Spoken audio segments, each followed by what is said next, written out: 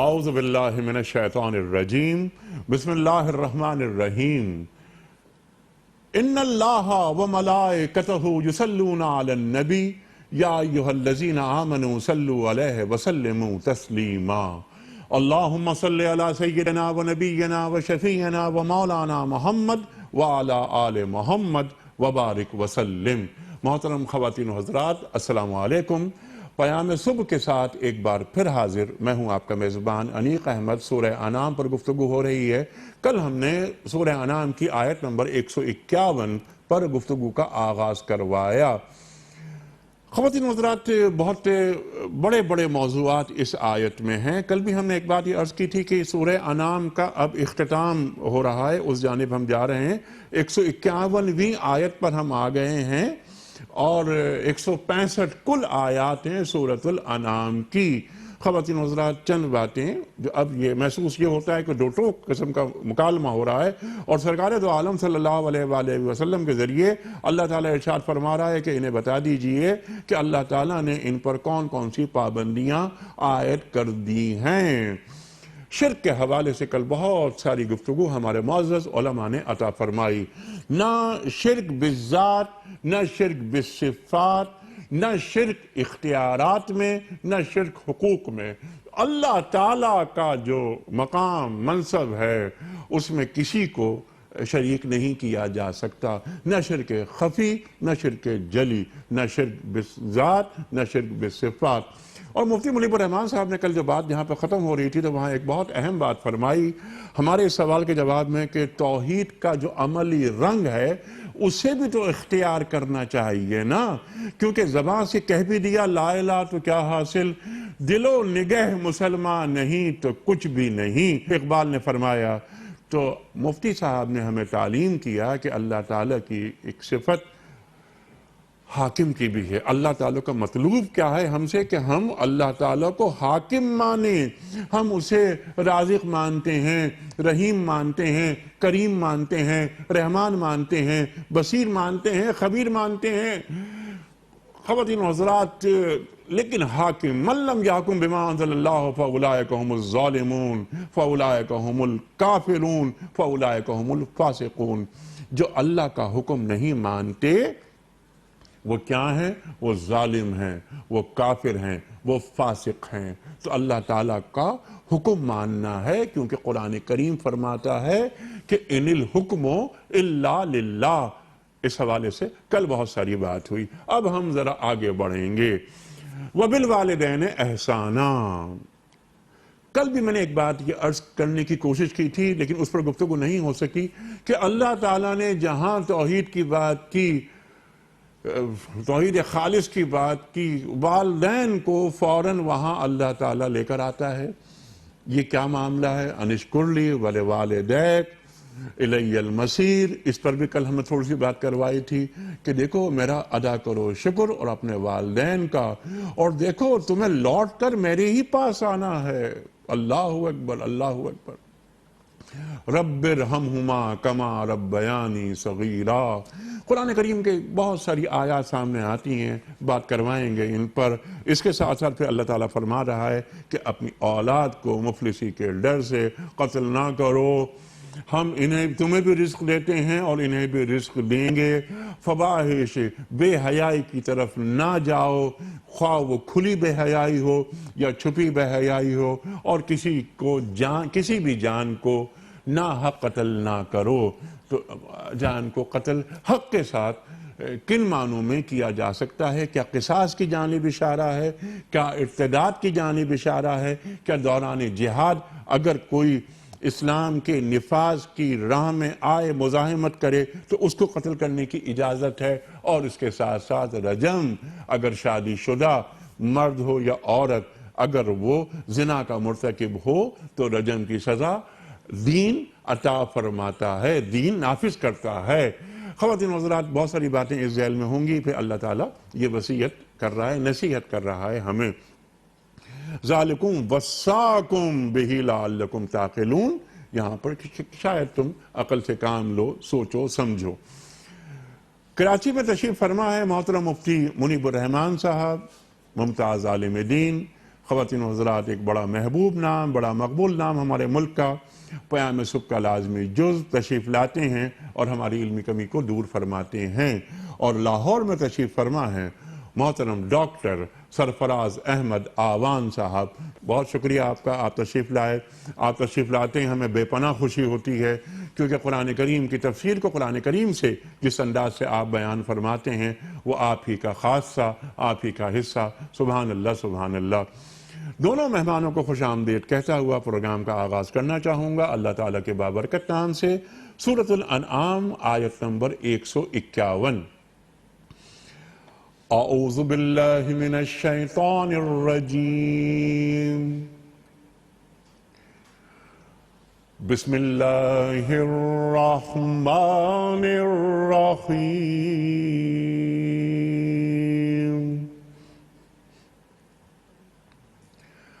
قل تعالوا اتل ما حرم ربكم عليكم الا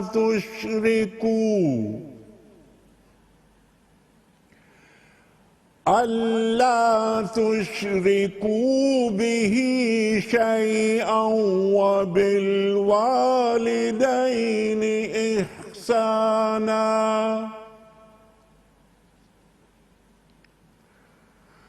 ولا تقتلوا أولادكم من إملاق،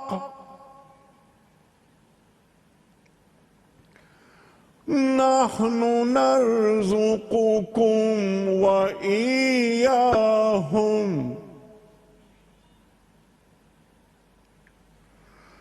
ولا تقربوا الفواحش ما ظهر منها وما بطن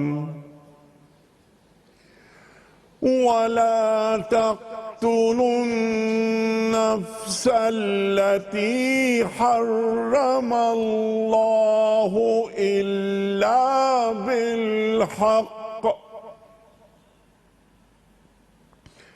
ذلكم وصاكم به لعلكم تعقلون۔ صدق اللہ العظیم۔ اے محمد صلی اللہ علیہ وآلہ وسلم ان سے فرما دیجئے کہ آؤ میں تمہیں سناؤں تمہارے رب نے تم پر کیا پابندیاں عائد کی ہیں۔ یہ کہ اللہ کے ساتھ کسی کو شریک نہ کرو، والدین کے ساتھ نیک سلوک کرو، اپنی اولاد کو مفلسی کے ڈر سے قتل نہ کرو، ہم تمہیں بھی رزق دیتے ہیں اور ان کو بھی رزق دیں گے۔ بے شرمی کی باتوں کے قریب بھی نہ جاؤ، خواہ وہ کھلی ہوں یا چھپی، اور کسی جان کو جسے اللہ نے محترم ٹھہرایا ہے ہلاک نہ کرو مگر حق کے ساتھ۔ یہ باتیں ہیں جن کی ہدایت اس نے تمہیں کی ہے، شاید کہ تم سمجھ سے کام لو۔ خواتین حضرات، اس سے پہلے کہ ہم مفتی منیب الرحمن صاحب کی خدمت میں سوال رکھیں وبالوالدین احسانہ کے حوالے سے، کل کے پوچھے گئے سوال کا درست جواب اور آج کا سوال آپ کی خدمت میں۔ کل کا سوال یہ تھا کہ غزوہ احد میں سرکار دو عالم صلی اللہ علیہ وآلہ وسلم نے پہاڑی مورچے پر تیر اندازوں کے دستے کا کمانڈر کس صحابی کو مقرر فرمایا تھا؟ عبداللہ بن جبیر رضی اللہ تعالی عنہ کو۔ آج کا سوال نوٹ فرما لیجئے۔ منافقین کی بنائی ہوئی مسجد زرار کا ذکر قرآن کریم کی کس صورت میں آیا ہے؟ سورہ توبہ میں یا سورہ یونس میں یا سورہ یوسف میں؟ جو درست جواب آپ سمجھتے ہوں روانہ فرمائیے۔ ہمارے فون نمبرز ہیں 009221343000980، ہمارا دوسرا فون نمبر ہے 0092234527009، ہمارا ای میل ایڈریس ps@duniatv.tv، ہمارا SMS کا نمبر 3031۔ اور خواتین حضرات، اگر آپ واٹس ایپ پر اپنا کوئی سوال ریکارڈ کروانا چاہتے ہوں ہمارے معزز علماء کے لیے تو ہمارا واٹس ایپ کا نمبر اسکرین پر آ رہا ہے 0092321 8250194. اگر آپ پاکستان سے ہی واٹس ایپ کر رہے ہیں ہمیں تو ہمارا نمبر ہے 0321-825-0194. وبالوالدین احسانا. ارشاد فرمائیے مفتی صاحب کیا فرما رہا ہے اللہ تعالیٰ؟ بسم اللہ الرحمن الرحیم. الحمدللہ حمدا کثیرا طیبا مبارکا. الصلاة والسلام علی رسول اللہ صلاة دائما ابدا وعلی آلہ الکرام وصحبہ العظام اجمعین. انیق مسابق تو آپ نے پچھلے پروگرام میں بھی سوال رکھا کہ جہاں شرک کی ممانعت اور حرمت کا ذکر اللہ تعالیٰ نے فرمایا اس کے ساتھ متصلاً وبالوالدین احسانا فرمایا. جہاں انشکرلی فرمایا وہاں ساتھ والوالدیک بھی فرمایا. اللہ اکبر اللہ اکبر. جہاں یہ فرمایا کہ وَقَضَى رَبُّكَ أَلَّا تَعْبُدُوا إِلَّا إِيَّاهُ وَبِالْوَالِدَيْنِ إِحْسَانًا. اصل میں عبادت کے معنی ہیں تذلل کے، پستی کے، عاجزی کے. تذلل کا اپنی انانیت کو، اپنی ذات کو فنا کرنے کا وہ آخری درجہ جس کے آگے کوئی اور درجہ باقی نہ رہے، اقصد تذلل جسے کہتے ہیں، وہ عبادت ہے اور اللہ کے لیے خاص ہے. لیکن اگر اس سے ہٹ کر ماں باپ کے سامنے عاجزی کی جائے، ان کے سامنے تذلل کیا جائے تو اللہ فرماتا ہے کہ یہ شرک بھی نہیں ہوگا، یہ میری عبادت کے منافی بھی نہیں ہوگا، بلکہ یہ میرے حکم کی اطاعت ہوگی اور اتباع ہوگی. کیونکہ فرمایا کہ وَقُلْ رَبِّ ارْحَمْهُمَا كَمَا رَبَّيَانِي صَغِيرًا. اس آیت میں اللہ تعالیٰ نے اپنی صفت بھی ربوبیت بیان فرمائی اور ماں باپ کی صفت بھی ربوبیت بیان فرمائی. اللہ اکبر. وہ رب حقیقی ہے، یہ رب مجازی ہیں. اس کی ربوبیت نظر نہیں آتی، محسوس نہیں ہوتی. ماں باپ کی ربوبیت محسوس ہوتی ہے، نظر آتی ہے، ہم برتتے ہیں. تو چونکہ اس قدر مناسبت ہے تو یہ بتایا کہ جو نظر آنے والی، محسوس کی جانے والی ربوبیت کا انکار کرے تو وہ نظر نہ آنے والی ربوبیت کو کہاں مانے گا. تو اس لیے اللہ تعالیٰ نے اس کو ساتھ جوڑ کر رکھا. یہ بھی آپ نے سوال کیا کہ یہ الیہ المصیر کیوں کہا، اور دوسرے مقام پر فرمایا کہ الیہ مرجعکم، کہ تمہیں میری طرف لوٹ کر آنا ہے. یہ اس لیے بتایا کہ مشرک اور کفار جو بھی اللہ تعالیٰ کے احکام کے خلاف باتیں کرتے تھے، ھذا ما وجدنا علیہ آباءنا، اور وہ یہ کہتے تھے کہ لو شاء اللہ ما اشرکنا ولا آباؤنا. تو اپنے ماں باپ پر ڈال کر ساری ظلمتیں اور فساد اور بدعقیدگی انہوں نے اختیار کر رکھی تھی. تو یہ فرمایا کہ ماں باپ کی اطاعت تو مجھے مطلوب ہے، لیکن ماں باپ کو میرے مقابل لا کھڑا کرو، یہ کسی درجے میں مطلوب نہیں ہے. وَإِنْ جَاهَدَاكَ لِتُشْرِكَ بِي مَا لَيْسَ لَكَ بِهِ عِلْمٍ.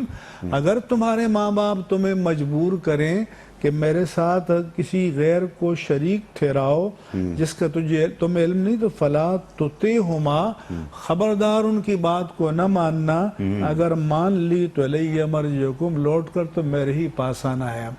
تو لہٰذا ماں باپ کی اطاعت کی ایک حد بیان کر دی کہ غیر اللہ کی اطاعت جہاں اطاعت الہی کے دائرے میں داخل ہو جائے پھر اس کی کوئی اجازت نہیں ہے، لیکن اس سے نیچے ماں باپ کی جتنی تم اطاعت کرو. اور پھر فرمایا کہ وَوَصَّيْنَا الْإِنسَانَ بِوَالِدَيْهِ، کہ ہم نے انسان کو ماں باپ کے ساتھ حسن سلوک کا حکم دیا. اور پھر ماں کا الگ تذکرہ کیا، کیونکہ والدین کے ضمن میں تو ماں بھی ہے، لیکن حملت امہ وہنن علی وہنن، ماں نے کمزوری پر کمزوری برداشت کرتے ہوئے تمہیں اپنے پیٹ میں رکھا۔ اور دوسری آیت میں اللہ تبارک و تعالیٰ فرمایا کہ حملت امہ کرہن ووضعتہ کرہا، تکلیف کے برداشت کر کے تمہیں پیٹ میں رکھا، اور جو تمہاری ولادت کے وقت، زچگی کے وقت جو اسے تکلیف پہنچی وہ بے انتہا تھی۔ تو 4 اضافی ماں کی مشقتیں اولاد کی خاطر قرآن مجید نے بیان کی۔ اسی لیے جب حدیث میں پوچھا گیا کہ من حق بحسن صحابتی یا رسول اللہ، کہ یا رسول اللہ صلی اللہ علیہ وسلم میرے حسن سلوک کا حقدار اللہ اور اس کے رسول کے بعد کون ہے؟ تو فرمایا کہ امک تمہاری ماں۔ پھر کون؟ فرمایا سو امک تمہاری ماں۔ پھر کون؟ فرمایا تمہاری ماں۔ پھر پوچھا پھر کون؟ تو فرمایا کہ ابو کا تمہارا باپ۔ تو حق ماں کا 3 درجے باپ کے مقابلے میں رسول اللہ صلی اللہ علیہ وسلم نے زیادہ بتایا۔ پھر یہ بھی فرمایا کہ اما یبلغن عندک الکبر احدہما او کلاہما، اگر تمہارے ماں باپ دونوں یا ان میں سے کوئی ایک تمہارے جیتے جی بڑھاپے کی عمر کو پہنچ جائیں تو فلا تقل لہما اف، ان کو جسمانی اذیت پہنچانا تو بہت دور کی بات ہے، ذہنی اذیت پہنچانے کی اجازت بھی نہیں ہے۔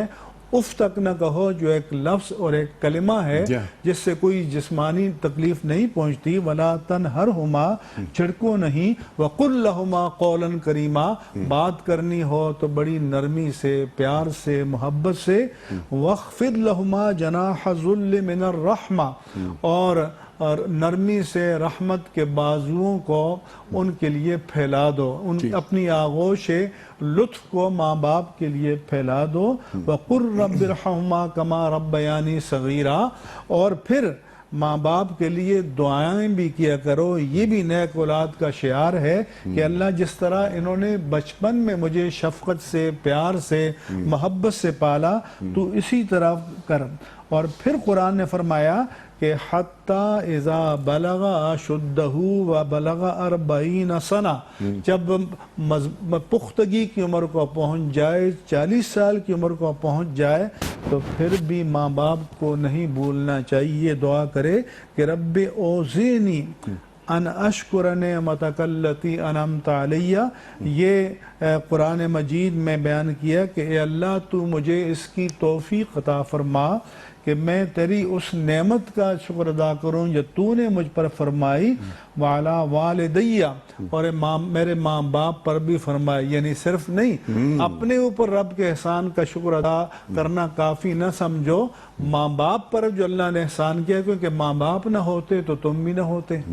اور پھر فرمایا کہ وَأَنْ اعمل صالحا ترضاہ، مجھے اس ایسے کام کی توفیق عطا فرما جو تجھے پسند ہے، وَأَصْلِحْ لِي فِي ذُرِّيَّتِي۔ تو حضور انور صلی اللہ علیہ وآلہ وسلم نے فرمایا کہ رضا الرب فی رضا الوالدین، کہ جو ماں باپ کو راضی کرنا چاہے تو ماں باپ کی رضا میں، جو رب کو راضی رکھ، اللہ کو راضی کرنا چاہے تو ماں باپ کو راضی کرے۔ وَسُخْطُ الرَّبِّ فِي سُخْطِ الْوَالِدَيْن، اور جس نے ماں باپ کو ناراض کیا اس نے گویا اللہ کو ناراض کیا۔ اللہ اکبر، اللہ اکبر، ہما جنتک و نارک، وہ تمہاری جنت بھی ہے اور تمہارا جہنم بھی ہے۔ خدمت کرو گے اللہ اور اس کی بندگی اور رسول کی اطاعت کے بعد ماں باپ کی تو جنت پاؤ گے، اور نافرمانی کرو گے تو جہنم کے حقدار ہو جاؤ گے۔ اللہ اکبر، اللہ اکبر، اللہ اکبر۔ ڈاکٹر صاحب اسی بات کو آگے بڑھاتے ہیں کہ وَبِالْوَالِدَيْنِ احسانًا، بہت ساری گفتگو اور قرآن کریم کی بہت ساری آیات مفتی صاحب نے عطا فرمائیں۔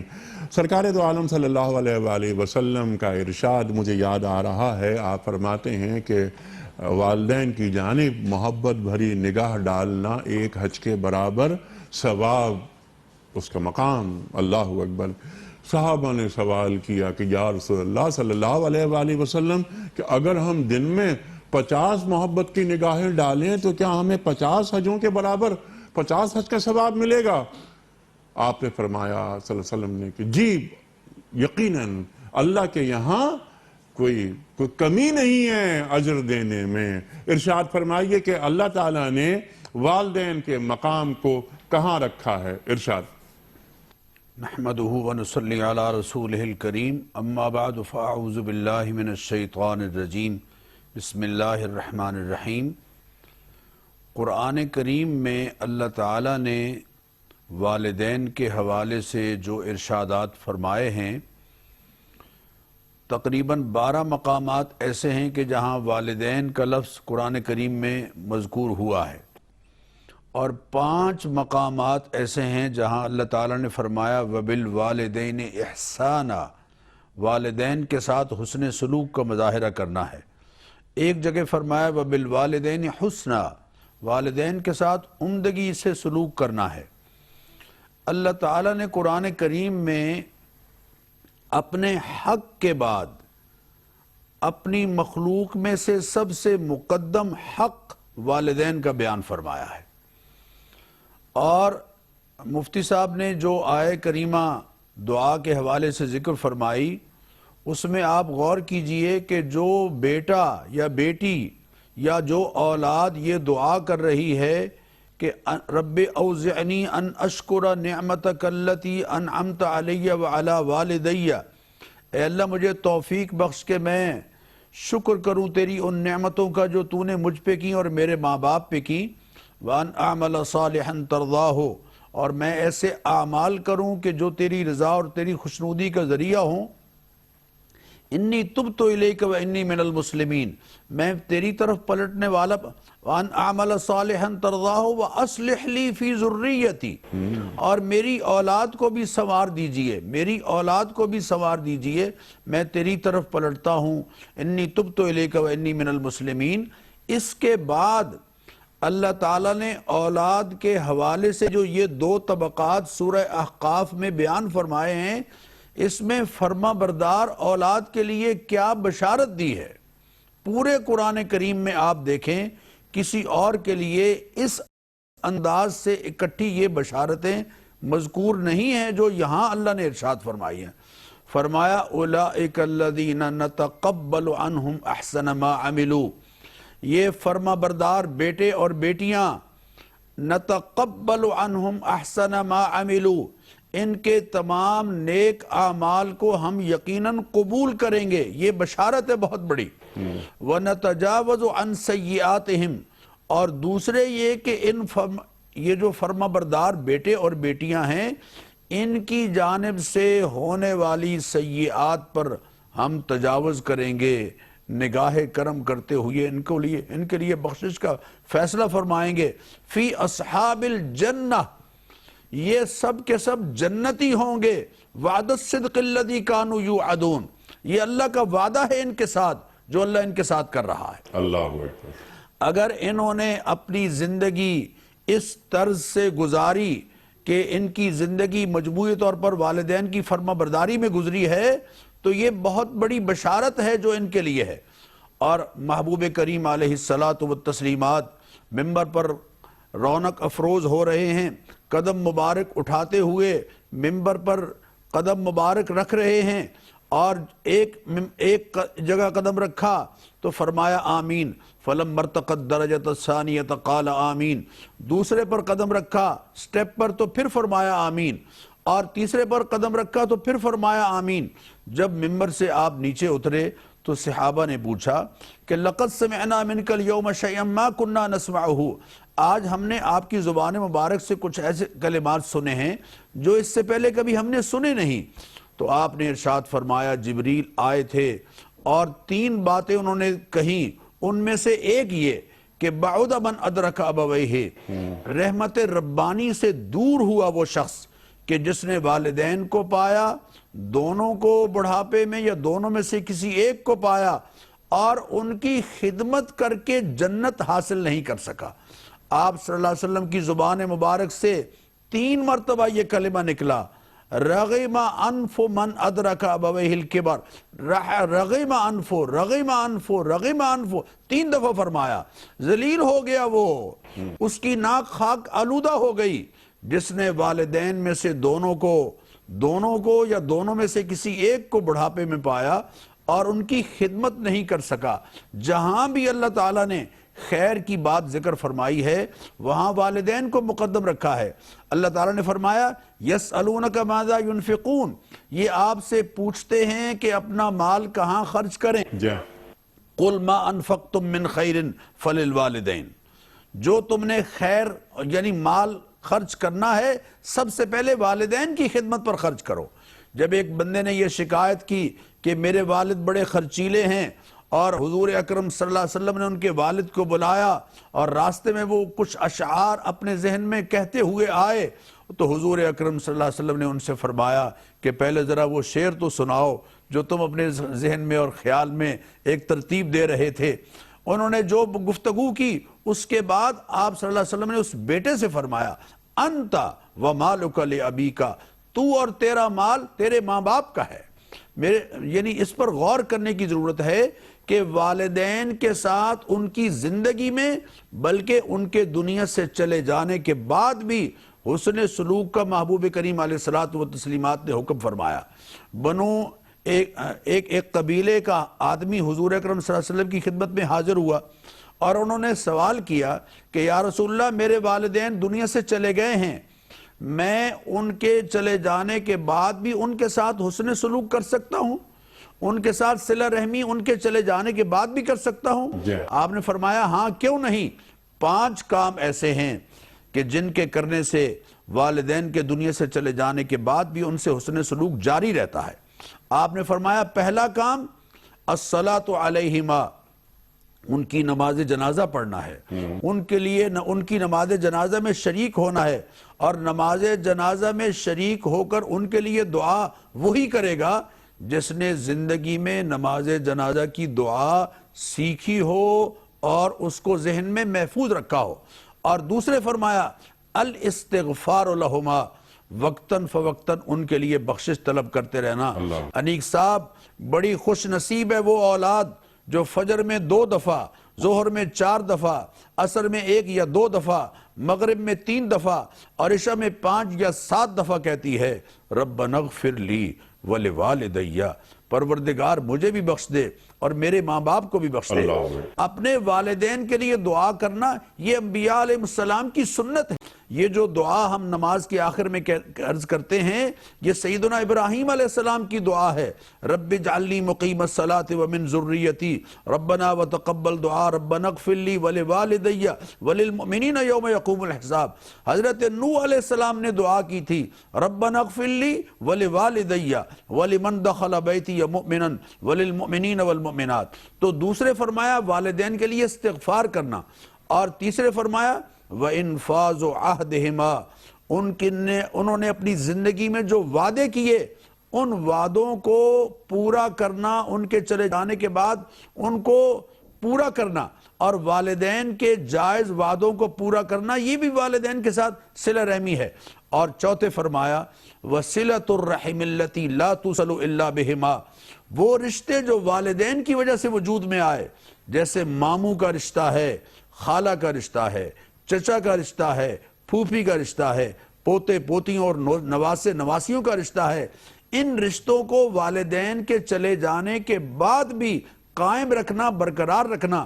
اور 5ویں فرمایا وَإِكْرَامُ الصَّدِيقِهِمَا، اپنے والد کے دوستوں کا ویسے ہی ادب و احترام کرنا جیسے اپنے والد کا زندگی میں کیا کرنا۔ اپنی ماں کی سہیلیوں کی عزت اور حرمت ماں کی طرح کرنا۔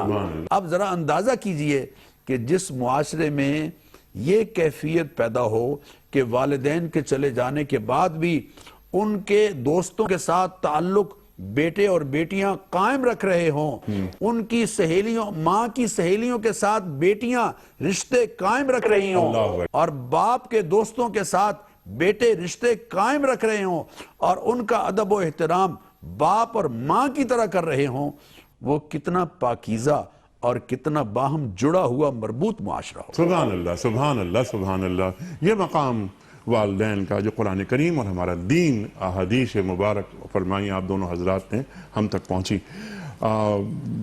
نکل کر بات یہ آ گئی کہ والدین خوش نصیب ہیں وہ کہ جن کے والدین حیات ہیں، دونوں حیات ہیں یا دونوں میں سے کوئی ایک حیات ہے اور ان کی خدمت کا انہیں موقع مل رہا ہے، ان سے پوچھیں کہ جن کے والدین حیات نہیں ہیں کتنی بڑی محرومی ہے ان کے ساتھ۔ اچھا، وَلَا تَقْتُلُوا أَوْلَادَكُم مِّنْ إِمْلَاقٍ نَحْنُ نَرْزُقُكُمْ وَإِيَّاهُمْ۔ اللہ اکبر۔ جی ہاں۔ اولاد کو قتل نہ کرو، ارشاد۔ اللہ تبارک تعالیٰ نے فرمایا کہ وَلَا تَقْتُلُوا أَوْلَادَكُم مِّنْ إِمْلَاقٍ نَحْنُ نَرْزُقُكُمْ وَإِيَّاهُمْ، کہ اپنی اولاد کو فاقہ مستی، افلاس اور تنگدستی کے خوف سے قتل نہ کرو۔ دوسری آیت میں کہ خشیت املاق، تنگدستی کے خوف سے قتل نہ کرو۔ تم اپنے آپ کو ان کا رزاق نہ سمجھو۔ نحن نرزقکم وإیاہم، ان کو بھی روزی، تم کو بھی روزی ہم دیتے ہیں اور ان کے رزاق بھی ہم ہیں، تم کسی کے رزاق نہیں ہو۔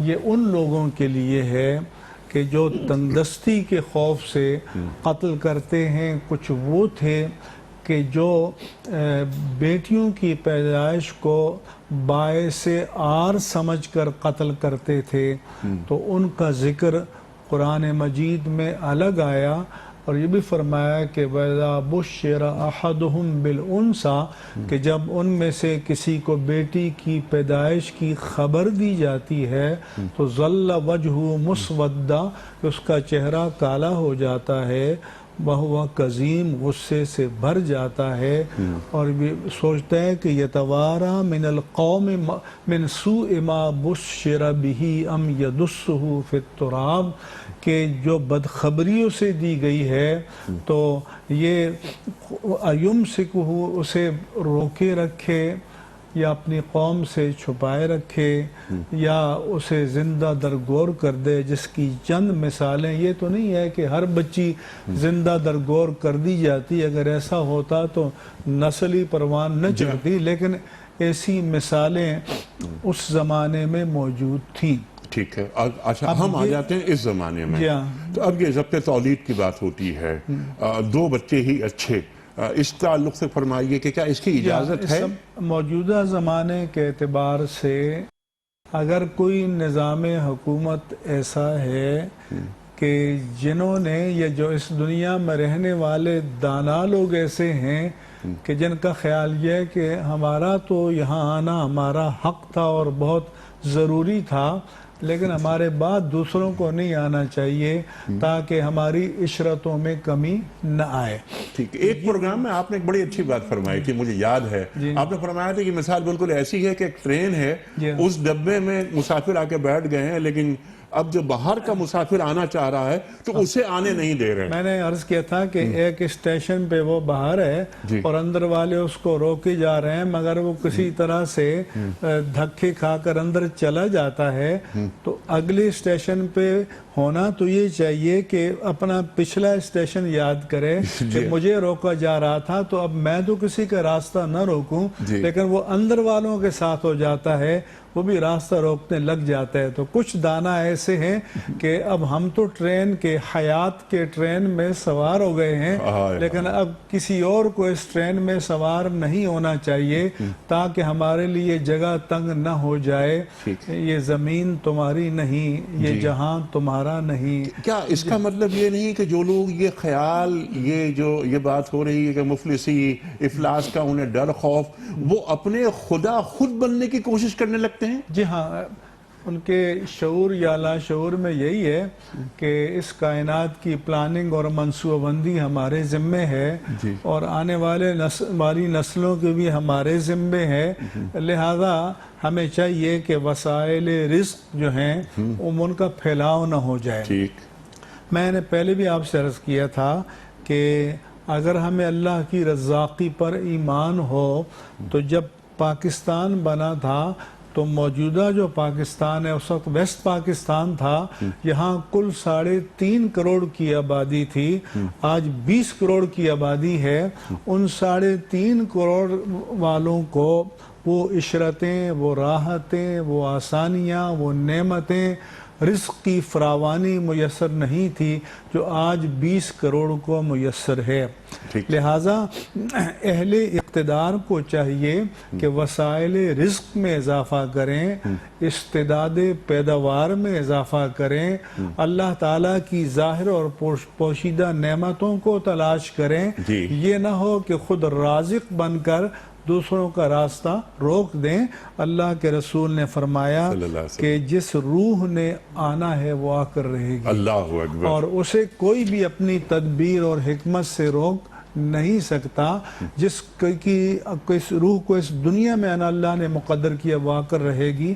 ہاں، ہم یہ ضرور کہتے ہیں کہ اگر خدا نخواستہ کوئی ایسی صورتحال ہے، کوئی بیماری ہے، جیسے کوئی خاتون ہے کہ خدا ترس ڈاکٹر کہے کہ اگر اس کا حمل قرار پایا یا اس کو کئی مرتبہ آپریشن سے بچہ پیدا ہو گیا ہے، مزید حمل قرار پایا تو اس کی جان کے لیے خطرہ ہو جائے گا، تو تب بھی قتل نفس جائز نہیں ہے، حمل کو ساقط کرنا جائز نہیں ہے۔ احتیاطی تدابیر مخصوص احوال میں اختیار کی جا سکتی ہیں، لیکن ان کو اپنے نظام کا حصہ بنانا، منصوبہ بندی کا حصہ بنانا، یہ شریعت کا تقاضا نہیں ہے، بلکہ روح شریعت کے منافی ہے۔ یہ روح شریعت کے منافی ہے۔ اللہ اکبر۔ ڈاکٹر صاحب، اس کے باوجود ہمارا میڈیا بلکہ حکومت کی سرپرستی میں یہ نعرے آتے ہیں کہ 2 بچے ہی اچھے،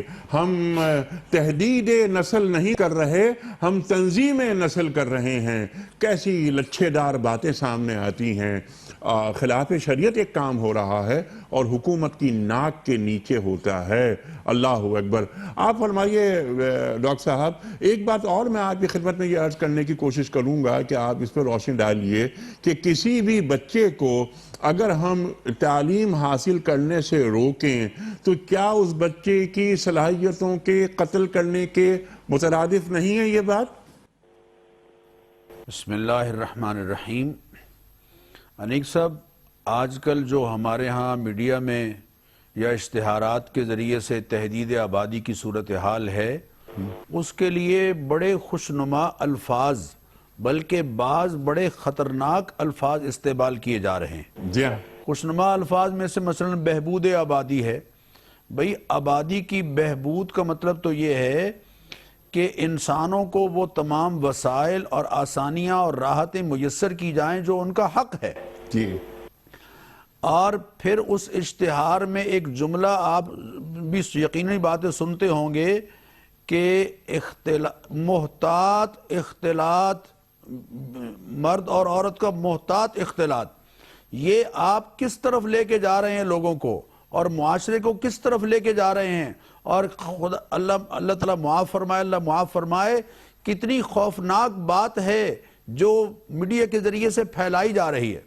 میں عرض کروں کہ جیسے مفتی صاحب نے ارشاد فرمایا کہ ہمیں انسانوں کے دنیا میں آنے کے سلسلے کو روکنے کی بجائے یہ تمام تر سرمایہ وسائل رزق بڑھانے پر صرف کرنا چاہیے۔ بہت اچھی بات۔ اور اللہ تعالیٰ کا کرم ہے پاکستان پر کہ پاکستان میں اس وقت 15 سے 25 سال کی نوجوانوں کی آبادی کی تعداد تقریباً آبادی کی تعداد میں 65% ہے۔ جی۔ یہ جو 65% نوجوان ہیں، جن علاقوں میں جن ملکوں میں ایک طویل عرصے سے اس بات پر عمل ہو رہا ہے، وہاں تو 80% سے زیادہ بوڑھے ہیں۔ جی۔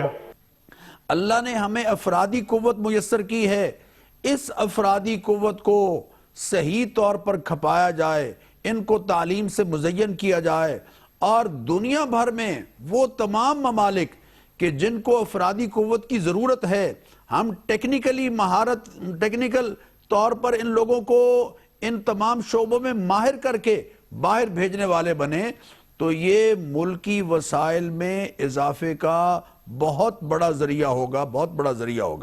جو بات آپ نے ارشاد فرمائی ہے کہ کسی بچے کو تعلیم سے محروم رکھنا، کسی بچے کو تربیت سے محروم رکھنا، اور کسی بچے کو اخلاق و کردار کے حوالے سے محروم رکھنا، یہ بھی دراصل ایک طرح کی مردنی ہے اور ایک طرح کا قتل ہے۔ أَوَمَنْ كَانَ مَيْتًا فَأَحْيَيْنَاهُ وَجَعَلْنَا لَهُ نُورًا يَمْشِي بِهِ۔ اللہ تعالیٰ نے قرآن کریم میں فرمایا کہ جو شخص حق سے دور ہے، جو شخص اعلیٰ کردار سے اور اعلیٰ اخلاق سے محروم ہے، وہ تو ایک طرح کا مردہ ہے۔ فَأَحْيَيْنَاهُ، ہم نے اس کو زندگی بخشی ہے، وَجَعَلْنَا لَهُ نُورًا، اور ہم نے اس کو علم، ہم نے اس کو دانش، ہم نے اس کو شعور، ہم نے اس کو فہم، یہ ساری نعمتیں عطا فرمائیں۔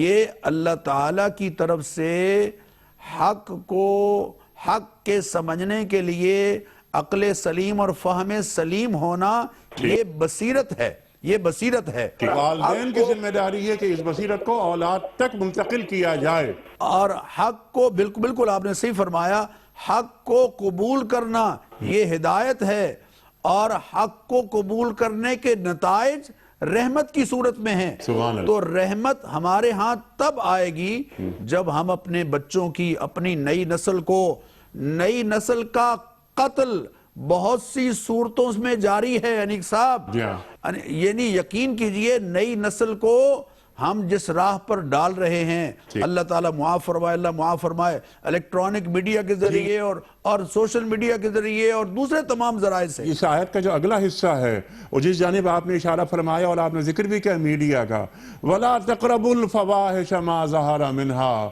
وَمَا بَطَنَ۔ اللہ اکبر۔ ڈاکٹر صاحب یہ دیکھیے کہ بے حیائی، اس کے ذریعے بھی کیا اس نسل کو کہاں سے کہاں لے جایا جا رہا ہے؟ ارشاد۔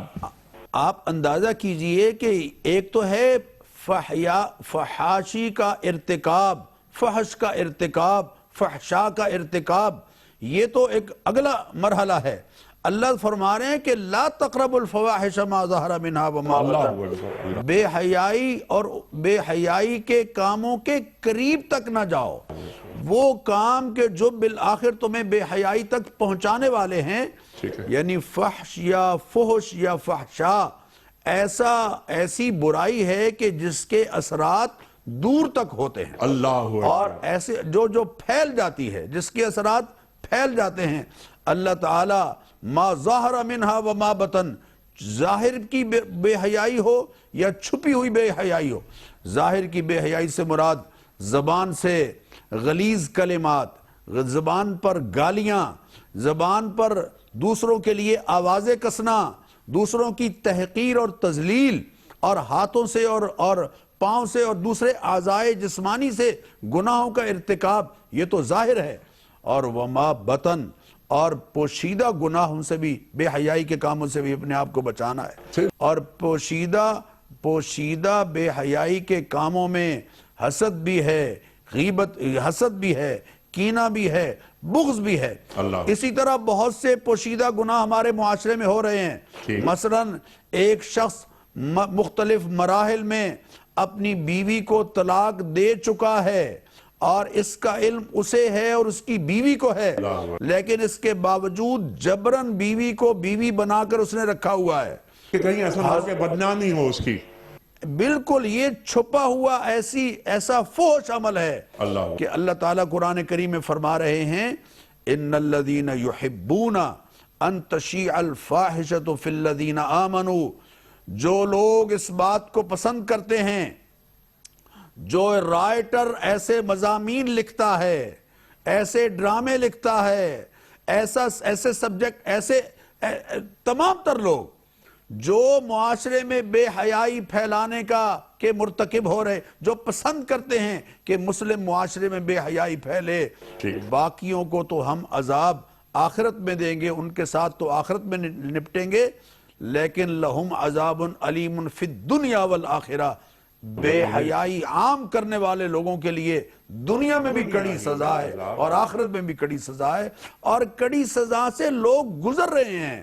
یقین کیجئے لوگ باعث عبرت ہیں، بہت سارے لوگ جو ان کاموں میں مصروف رہے اور آج ان کی زندگیاں بالکل تلخ ہو کے رہ گئیں، اولاد کی نعمت سے محروم، اولاد کی محبت سے محروم، اولاد کے پیار سے محروم، بلکہ کئی ایسے بھی کہ جو یہ کہہ رہے ہیں زبان سے کہ کوئی ہماری اولاد کو قتل کر دے تو ہمارے لیے کم از کم باقی زندگی سکون سے۔ اللہ اکبر، اللہ اکبر۔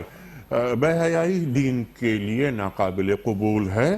میں نے انٹرو میں ایک بات، سرکار دو عالم صلی اللہ علیہ وسلم کا فرمان کہ اگر حیا رخصت ہو گئی تو جو جی چاہے سو تم کرو. اللہ اکبر. میں چاہتا ہوں یہ آیت مکمل ہو جائے. وَلَا تَقْتُلُوا النَّفْسَ الَّتِي حَرَّمَ اللَّهُ إِلَّا بِالْحَقِّ. اللہ تعالیٰ ارشاد فرما رہا ہے انسانی جان کا قتل نہیں. بے حیائی کے بارے میں آپ اجازت دیں تو ایک بات عرض کر دوں ٹھیک. کہ اسلام نے بے حیائی میں مبتلا ہونا تو بہت بڑی بات ہے، اس کے محرکات اور دوائی اور اسباب سے بھی منع کیا ہے. جی رسول اللہ صلی اللہ علیہ وسلم کہ ان اللہ کتب علی ابن آدم حظہ من الزنا، اللہ تعالیٰ نے ابن آدم پر اس کے زنا کا حصہ لکھ دیا ہے. ادرک ذالک لا محالہ، ایسے لازماً پائے گا. فزن العین النظر وزن اللسان المنطق، کہ زبان کا زنا جو ہے وہ لذت کی نظر سے دیکھنا، اور آنکھ کا زنا اور زبان کا زنا بے حیائی کی باتیں کرنا. یہ وہ دروازے ہیں کہ جن سے انسان فحشا میں داخل ہوتا ہے. آپ ہی کی بات کو آگے بڑھاتے ہوئے مفتی صاحب، جو آپ نے فرمایا کہ خواتین سے مسافہ کرنا، ہاتھ ملانا، اللہ کے رسول فرما رہے ہیں صلی اللہ علیہ وآلہ وسلم کہ عورت سے ہاتھ ملانا ہاتھ کا زنا ہے. اور آج یہ بات پھیلائی جاتی ہے. اس لیے حضور نے جب خواتین سے بیعت لی تو زبانی بیعت لی. صحابہ سے ہاتھ میں ہاتھ دے کر بیعت لیتے تھے، ان سے زبانی لی یا کپڑے کے دوسرے کنارے کو پکڑ کر بیعت لی، مگر آپ نے اپنے ہاتھ کو غیر محرم خاتون کے جسم سے مس نہیں کیا. اسی طرح سے حدیث پاک میں آتا ہے کہ جب زانی زنا کرتا ہے تو مومن نہیں ہوتا، جب چور چوری کرتا ہے تو وہ مومن نہیں ہوتا، جب شرابی شراب پیتا ہے تو وہ مومن نہیں ہوتا. اس کے ظاہری معنی تو یہ ہے کہ مومن رہتا ہی نہیں ہے، لیکن ایک معنی یہ بتائے ہیں کہ جب انسان ان فواحش میں مبتلا ہوتا ہے تو نور ایمانی اس سے اٹھ جاتا ہے، کیونکہ نور ایمانی کبھی ان ظلمتوں کے ساتھ جمع نہیں ہوتا. مفتی صاحب آپ کا بہت شکریہ. وقت یہاں مکمل ہوا. مجھے ایک موضوع پہ مزید بات کروانی تھی. اس آیت کا آخری جو موضوع ہے، بلکہ 2-3 موضوعات ہیں، ذالکم وصاکم بہ لعلکم تعقلون پہ یہ بات کروانی تھی، لیکن یہ کہ کسی نفس کو قتل نہیں کرنا ناحق. نفس، بلکہ یہ بھی کہوں کہ من قتل نفس بغیر نفس، مطلقاً نفس کی بات کی ہے، نفس مومن کی بات نہیں کی. یعنی غیر مسلم کی جان کی بھی اتنی ہی اہمیت ہے جتنے ایک مسلمان کی جان کی اہمیت ہے. غیر مسلم بھی اسلامی ریاست میں پابند آئین و قانون ہے تو اس کی جان، اس کا مال، اس کی آبرو بھی اتنی ہی محترم ہے جتنی کسی مسلمان کی جان، مال اور آبرو محترم ہے. اور اسی لیے حق کے ساتھ اگر جان بھی لی گئی تو وہ ریاست لے گی، اور قصاص وہ ریاست کی ذمہ داری ہے. اور جن وجوہ سے کسی کی جان کی حرمت اٹھ جاتی ہے یا مباح ہو جاتی ہے یا اس کا قتل بالحق قرار پاتا ہے، وہ قرآن و حدیث میں وہ وجوہ بیان کر دیے گئے ہیں. اچھا، اس میں کیونکہ لاسٹ منٹ ہے، اس میں ایک تو یہی بات کہ قصاص قتل کے بدلے قتل ہوگا.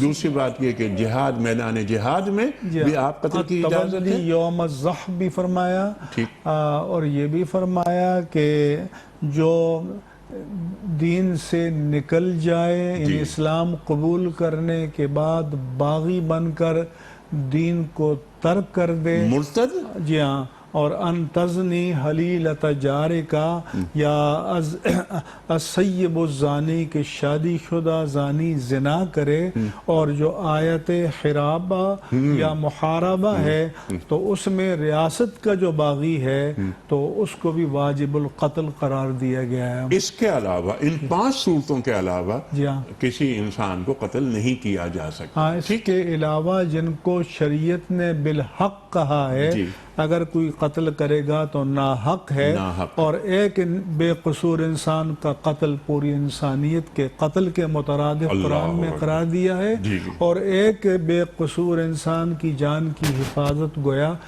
پوری انسانیت کے حق حیات کی حفاظت سے اس کو تعبیر کیا۔ سبحان اللہ سبحان اللہ، یہ قتل کی سنگینی کو بیان کر دیا گیا۔ مفتی صاحب میں بڑا ممنون، ڈاکٹر سرفراز احمد اعوان صاحب بہت شکریہ آپ کا، آپ دونوں حضرات نے بہت اہم گفتگو عطا فرمائی اور ہماری علمی کمی کو دور کیا۔ خواتین و حضرات، وقت کیا مکمل ہوا؟ کل کا سوال یہ تھا کہ غزوہ احد میں سرکار دو عالم صلی اللہ علیہ وآلہ وسلم نے پہاڑی مورچے پر تیر اندازوں کے دستے کا کمانڈر کس صحابی کو مقرر فرمایا تھا؟ درست جواب حضرت عبداللہ بن جبیر رضی اللہ تعالی عنہ کو۔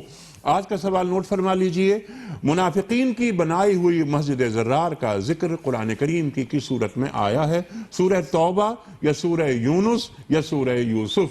جو درست جواب آپ سمجھتے ہوں روانہ فرمائیے۔ ہمارے فون نمبرز ہیں 009221343009080، ہمارا دوسرا فون نمبر ہے 0092213452709، ہمارا ای میل ایڈریس ps@dunyatv.tv، ہمارا SMS کا نمبر 3031۔ اور خواتین و حضرات، اگر آپ ہمارے معزز مہمانوں میں سے کسی سے کوئی سوال کرنا چاہتے ہیں، سوال کو ریکارڈ کروائیے، واٹس ایپ کیجئے، ہمارا نمبر ہے 0092321825019 پاکستان میں اگر آپ رہتے ہیں، سوال ریکارڈ کرا کر بھجوا رہے ہیں تو 0321825019 پر آپ روانہ فرمائیے۔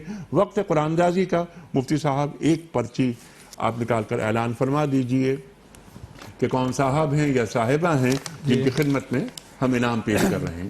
نسیم اختر، اسلام آباد۔ نسیم اختر، اسلام آباد۔ اب خدا معلوم کہ یہ صاحب ہیں یا صاحبہ ہیں، آپ کی خدمت میں کوئی اس کا صحیح جواب بتانے کے صلے میں دنیا ٹی وی کی جانب سے کتابوں کا تحفہ پیش کیا جا رہا ہے۔ اختتام ہوتا ہے پیام صبح کا روزانہ ایک قول پر، اور وہ قول ہوتا ہے صاحب نہج البلاغہ امیر المومنین حضرت علی مرتضیٰ کرم اللہ وجہہ کا۔ آپ فرماتے ہیں کہ جو لوگوں پر رحم نہیں کرتا اللہ اس سے اپنی رحمت روک لیتا ہے، جو لوگوں پر رحم نہیں کرتا اللہ اس سے اپنی رحمت روک لیتا ہے۔ کل تک کے لیے اپنے میزبان انیق احمد کو اجازت، خدا حافظ۔